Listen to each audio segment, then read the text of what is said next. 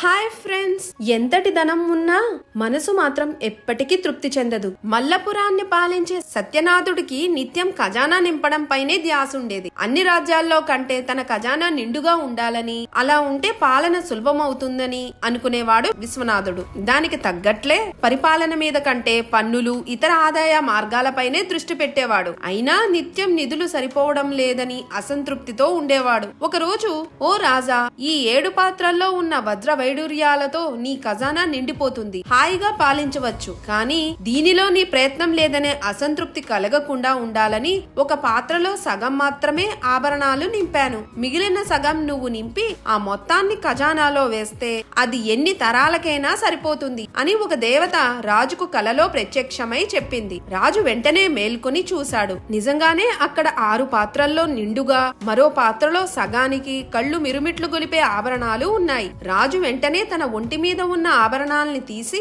7వ పాత్రలో వేశాడు. కానీ అది నిండలేదు. రాణి నగలు తెప్పించి అందులో వేసి చూశాడు. అయినా ప్రయోజనం లేకపోయింది. ఇలా కాదని ఖజానాలో ఉన్న ఆభరణాలన్నీ ఒక్కొక్కటి తెచ్చి పాత్రలో వేయడం మొదలుపెట్టాడు. ఎన్ని వేసినా ఆ పాత్ర నిండలేదు. ఆస్థాన మంత్రికి విషయం అర్థమై రాజు దగ్గరకు వచ్చి, రాజా, ఆ పాత్ర ఉంది చూసారా, అది మన మనసు లాంటిది. దానికి ఎప్పటికీ సంతృప్తి ఉండదు. మీరు ఆ విషయం అర్థం చేసుకుని ఈ వృధా ప్రయత్నం ఆపండి అని చెప్పాడు. తనలో మార్పు తీసుకురావడానికి తన ఆరాధ్య దైవం ఇలా చేసి ఉంటుందని భావించిన రాజు అప్పటి నుంచి ఖజానా మీద కంటే పాలనపైనే ఎక్కువ దృష్టి పెట్టి జనరంజకంగా పాలన సాగించాడు. ఈ కథలో నీతి ఏంటంటే ధనం ఎంత సంపాదించినా సంతృప్తి కూడా ఉండాలి.